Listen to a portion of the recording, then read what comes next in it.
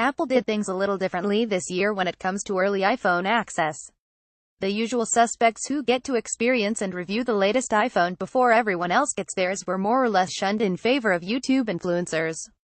I say more or less because some of them did get to spend the usual week with the iPhone X before they published their reviews, while others released their reviews after only a few hours of testing.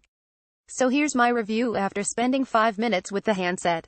Well, okay, it was more like a half hour of delightful iPhone X testing. During that time, I came to terms with the fact that I wouldn't walk out of the store with an iPhone X in my hand because Apple doesn't sell any to walk-in customers in France. But I also realized this is the only iPhone I want to buy going forward. That's what I thought after Apple finally unveiled it in September, even if I hated the notch. But the feeling sinks in the minute you touch it and start playing with it. The experience. Is it possible to review an iPhone X in a few hours if you're an iPhone user? The answer is yes. That's because the iPhone experience is similar across devices. It's the same iOS 11 that's powering every other iPhone out there. The iPhone X is fast and responsive, and everything just works on these demo units that Apple has set up in stores. But thorough testing is still needed for features that can't be judged in just a few minutes of use, including Face ID functionality over time, battery consumption, app experience, and so on. The notch. Let's get it out of the way. The notch is there, yeah, I'll see it immediately, and yeah, I'll keep noticing it on white backgrounds and in apps. Yeah, I'll get used to it, sure, and yeah, I'll ignore it. Yeah, we'll understand Apple's compromise because Face ID is the future. But let's not pretend for a second the notch isn't a blemish on an otherwise spectacular design. The display. This phone is all about that display, and I couldn't stop looking at it.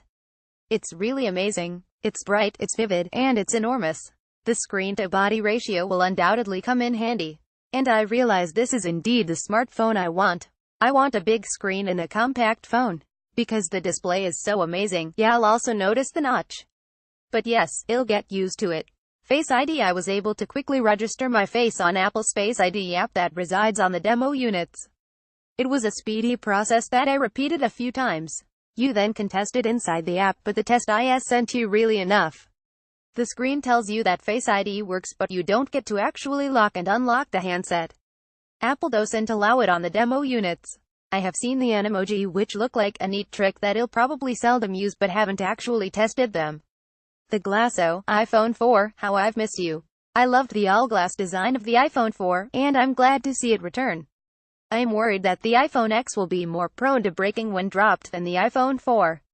But the glass and stainless steel mix feel amazing in hand. I almost don't want to cover any of those with any kind of protection whatsoever. The steel frame feels like a smooth continuation of the glass that covers the front and back of the phone. The notch is hidden beneath it, meaning you'll never feel its presence with your fingers. I can't wait for Apple to develop tech that will let it place all these sensors under the screen.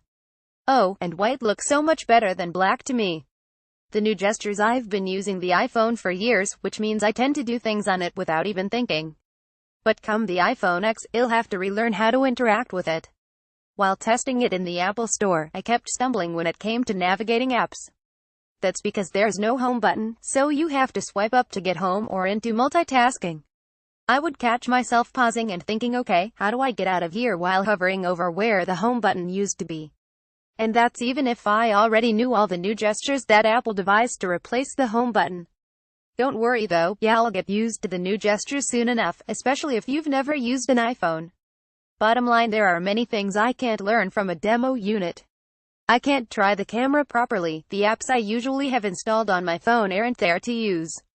But this iPhone user will never buy an iPhone that has a traditional home button. The iPhone X is the future, and I can't wait to get in on it as soon as possible.